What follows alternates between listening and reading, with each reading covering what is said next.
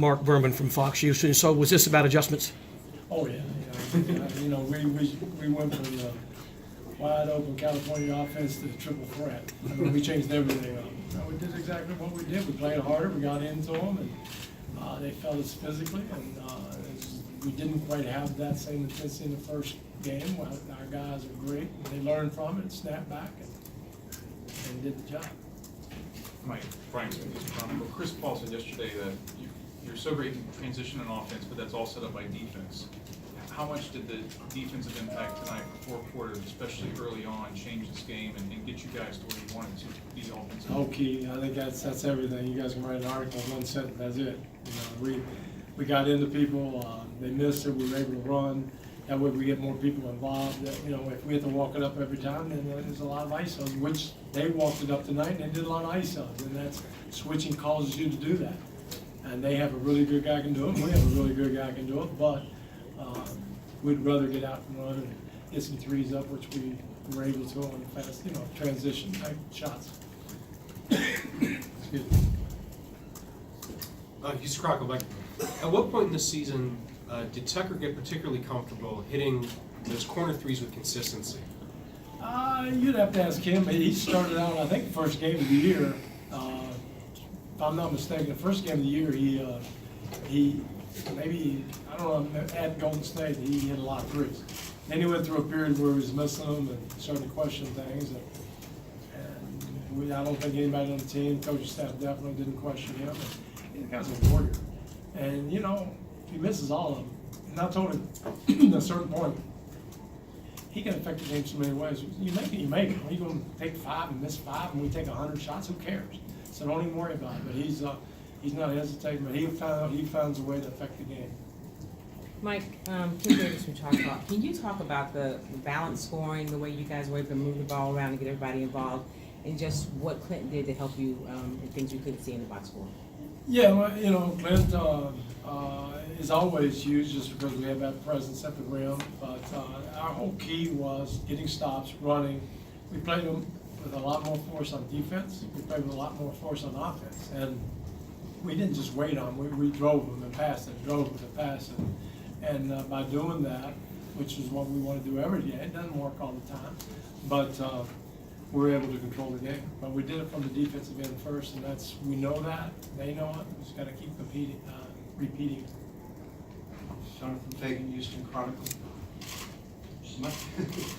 Mike, after 2 days of all the talk about playing style and all the other stuff you labeled as noise. I didn't know. Was there any talk? I didn't hear it. I heard you. How much did it end up just being about belief in who you guys are and what you've done this year? And again, I don't want to be snarky, and I don't want to be old, and I got to be old, but I don't want to be contentious. It's just that, first of all, you're not going to, you have one of the best offenses probably at all times, at least with Golden State. They're one of the best all-time teams. We're trying to prove we're up there with them. You're not going to come in and change the way you play. That's the way we played all year. Sometimes we get bogged down, but usually it's because we can't get out in transition, can't get that force, and then the ball seems like all we do is keep it. But again, we are who we are, and we had to be who we are. We just did it better, longer. Guys believe it. We're not going to change anything up. That would be silly on our part to panic. I mean, you don't do that. We're very comfortable about who we are, and we can beat anybody, anywhere, at any time, playing the way we play. Some people might not like it. Hey, sorry. It might not look good to some people, but it's effective, it's efficient, and it's one good thing about Golden State is that Steve Kerr does a great job. He plays exactly the way that team has to play. He took his talent, figured it out, and they are very efficient, one of the best teams ever. We, as a coaching staff, try to do the same thing. You take what you have, you figure out what you can do, what it maximize each one of our players, try to get them career years, and we try to maximize what they do. This is the best way that this team, I think, I could be mistaken, but obviously I believe in it, that we play. And we're going to play that, then live with the results. Like, for the Associated press, you talked about how you're gonna have to live with Kevin Durant's points, but if y'all did the other little things. I wish he'd have a bad game every once in a while. I can live with it, but my gosh, he's unbelievable. He was incredible tonight. I was gonna say, you were talking about all the little things y'all didn't do right in the first game. How did you feel about all those little things tonight? All the little things we did. Kevin is a beast of its own. He's just, you know, one thing I was looking a little tough because it takes us 10 seconds to get where we want a three or layup or foul shots. It takes him about 1 second. He's just going to shoot over people. So he was incredible. But at the same time, if we do everything else, last game we didn't get matched up right. We gave too many wide open threes. We had too many turnovers, just so many things that contribute to the loss and not what everybody was talking about. That had nothing to do with the loss. And we just talked about it. Trust my guys 100%, just playing with more force and understanding what we're doing. And they came out and did it perfect. Good to you, Quincy Sports. We've seen Clint Capella do the double thing this season. Today, just 8 points, 10 rebounds, and it was awesome in defense. Was that something that you worked out for him? Was you guys to get more stops, or is it something that just happened? Well, Clint gives us the ability to be able to switch. I mean, he's so important in what we do. He's a great basketball player, first off, in the sense that he can guard the perimeters, he can guard the bigs, and get us the vertical space, and he runs the floor. We ask a lot from Clint, and he's one of the reasons that we were able to make the jump last year and make another jump this year because of his improvement. He's improved unbelievable as a player. His mentality, his demeanor, he'll get better even. So he's invaluable to us. He's, no one should overlook him. He's a good player. Like Tim Calcon, the Athletic. Durant obviously had another big scoring night, but 0 assists, and I think you might have 0 in game 1. Is that something of a coaching strategy? Obviously, you don't want him to go score like crazy, but to make sure that defending him doesn't open other things for other players? Well, it's the way that we decide we need to play. We're going to put our best defender on him and try just to make it hard. Hopefully, you don't put him at the foul line very much, and you don't let him get assists. He's going to get some points. He's that good. And if you run people at him, then he's going to get those points anyway. I don't know if anybody's ever shut him out. So he's going to get them anyway. And then when you put Clay and Curry and all those guys start getting off because he picks out people, we want to avoid that as much as we can. Mike, Mark Schwartz from ESPN. Chris has never reached this round before, and in the third quarter, the fabled quarter where the Warriors always go crazy, and I'm sure he told you guys that. Well, no, I think everybody knows that. It's not a secret.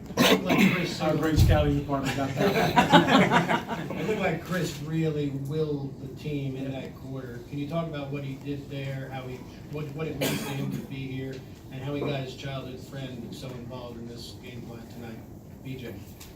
Oh, I didn't know that relationship. But, that's what makes Chris great. I mean, he does, and it's a wheel. It's, whether it's the third quarter, whether it's getting to play hard. I mean, every suggestion, and I've heard, he's tough, on players. No, he's not tough on players. He's coming from a good place. If you got a problem with Chris, then you really got to look in the mirror and say, because he's not saying, give me the ball, let me do it, or I need to shoot more, I need my touches, or I need more minutes. He's just all about winning. If you can't handle that, then you know what? You need to look at yourself in the mirror real hard and go, if he's coming from a good, now he's not always right, I'm not always right, no one's always right, but his heart is right. And then you can handle it. He's great. He deserves everything that he's going to get when he retires, and he needs, we need to help him out as much as we can and get him and everybody to where they need to get. Mike, Dan Lucky, LA Times. Did you come into the game thinking that you guys would attack Steph Curry as much off the dribble? And is it also a strategy to help maybe slow a guy down like that offensively by making him work? Well, the amount that you did on defense? It's obviously, that's one of our things we like to do. I thought Steph guarded pretty well tonight. He got some steals, but our whole thing was our force. We just talked about guys, we have to play more physical, we have to play with force on defense, and that translates over to offense. And now we're driving and kicking, driving and kicking, driving and kicking. They're like us. When you do that and you're running at people, it's tough. And we got in the lane, we're able to get a threes. A lot of things opened up, and it was just the force that we played with. And And hopefully we understand that, and we know it's gonna be hard in Oakland, I mean, no doubt about it. But we have to play that way and then see what happens. Coach, to your right, Jerome Solomon from the Houston Chronicle. You talked about that conversation with PJ before about the 5 missed shots are not gonna kill you or lose the ball game for you. Did you have to have Well, I've had that conversation with a lot of those players, so that's what we believe. We believe they shoot them. You open, you shoot them. I don't care who you are, except I won't let Clint shoot threes yet, but, you know. But everybody else is, if you're open, you shoot it. That's a good shot, and we believe in you. It doesn't matter. If you're playing hard and you're not taking selfish shots, that will not affect the game negatively if you miss them. So you didn't have to have that conversation with him between these last 2 games, and did you sense that tonight would be a night for him? No, PJ. I didn't even have to have the conversation probably when I did. He's a winner, and he'll do it. He had another one. He's vocal. He'll come out. But again, it's not about him. It's about the team and trying to get good. And we've got a bunch of guys like that, and that makes us have this season we had, and hopefully we can, do well in the postseason. Thank you. Thanks, guys. Thanks, Coach. All right.